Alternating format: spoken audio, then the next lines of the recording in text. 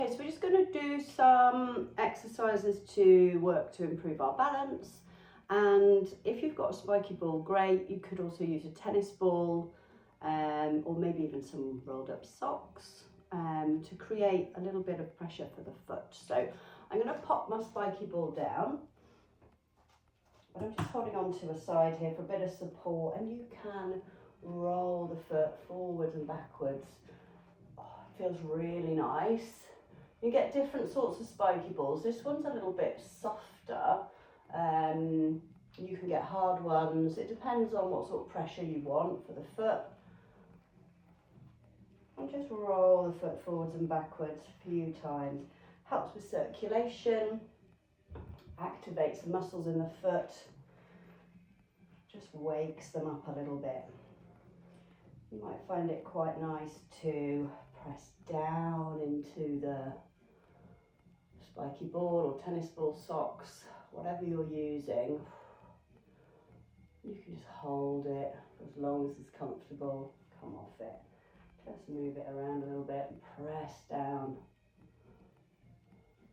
You could also do this seated whenever you get a chance. So quite a lot of people with plantar fasciitis use spiky ball as part of their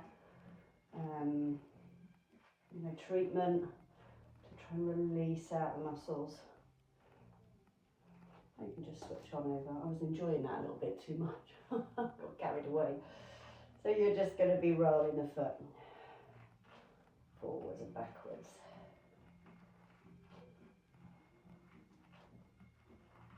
And again then just find a place to press down, relax the foot over the ball as much as you can comfortably. You can breathe into the pressure through the ball. And then just coming off and just try it in a different place. You might feel that there's some more tender areas.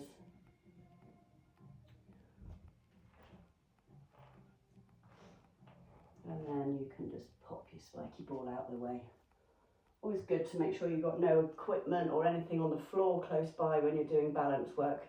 Just don't want any hazards in the way. So I'll start this way and then I'll turn around to the side. What I want you to do is lift the toes away from the floor as much as you can, and then separate the toes. I'm using my fingers to sort of demonstrate. I want you to sort of try and spread and widen the toes out and then lay them down onto the floor. Thinking long toes like fingers, reaching them out and down. Just take a few of these, lifting and then separating and spreading down and into the floor. I'll turn this way so you can see.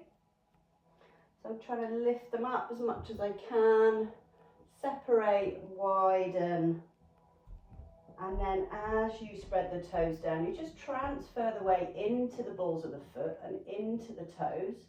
And I'm just gently hovering my heels off the floor and then lowering down. I'm holding on to the side here. I just want you to sort of not be gripping on for dear life, like really hanging on to it. Try and have your touch quite light, but supportive if you need it. So you can spread the toes, float the heels off.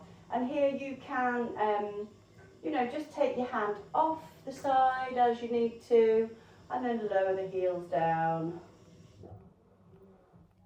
Let's do one more of those. So lift the toes. This time when we go up, I want you to stay up. So I want you to come up as high as you can here. I want you to lift up through the body and out through the crown of the head. So you're imagining you're hanging from the ceiling off a piece of string coming out the crown of your head. And again, I've got a light touch. And I'm really feeling the connection through the toes as I'm up here. Feeling a bit of work at the back of the legs. And as you lower down, I want you to lower the heels as slowly as you can, while still thinking of lifting up in the body. So I'm resisting the heels going down, lengthening to lower. We go up again. So as soon as those heels touch down, flow straight back up again. Again, we're going to hold, and you can stay up here as long as is comfortable. You're going to balance up here, strengthening around the ankles, backs of the legs, and then again lowering with as much control as possible. Nice and slowly. Now we're going to go up one more time. Heels just touch down, and then we go back up again. So I'm really beginning to feel some work in my calf muscles actually. Lift the body up, light touch, and then just lower on down. And once you're down, you can have a little rest of the feet. Give them a little move around. Okay, we're going to do a single leg balance now. So same thing, have the side as support, but it is support. It's not to lean into. You don't want to be hanging off the, leaning into the side too much. You're going to stand on one foot. So here again, lengthen the toes out. Foot stays flat on the floor now. You can just bring that toe to the ankle or wherever's comfortable up your leg. And again, I want you to think about lifting in the body, pressing down in the foot, and we're going to stay here. So I want you to stay up here, and you can time yourself. You could count how long you can stay here, and then gradually try and increase that to beat your record. See how you can improve. The side is really helpful because I want you to try and stay on the leg for as long as possible. So by just touching lightly on the side, you're just really training the strength in that ankle rather than coming up and down every 5 seconds if you're losing your balance. So try to really stay there and hold the position, and then we're going to switch on over to the other side. I find it quite helpful to turn around here, so the inside leg is closest to the side. Again, it just gives you a little bit more support. And I'm quite close to the side as well. I don't want you to be too far away and then you end up leaning in. So again, you've got to be right on top of that leg, pelvis stacked, lengthen through the spine. And again, we're going to hold on this side. Now, it's quite common that one side is better than the other for whatever reason. So, just acknowledge that and be kind to yourself. Know which side might be harder, which one might need a little bit more attention, a bit more practice. And you can, again, time yourself, light touch on the side, keep lifting out of and away from the floor. So you want to lift up and away from the floor through the body. And again, you're just holding for as long as possible. Again, maybe if you're making a cup of tea, put the kettle on and take some time to hold a balance whilst the kettle's boiling.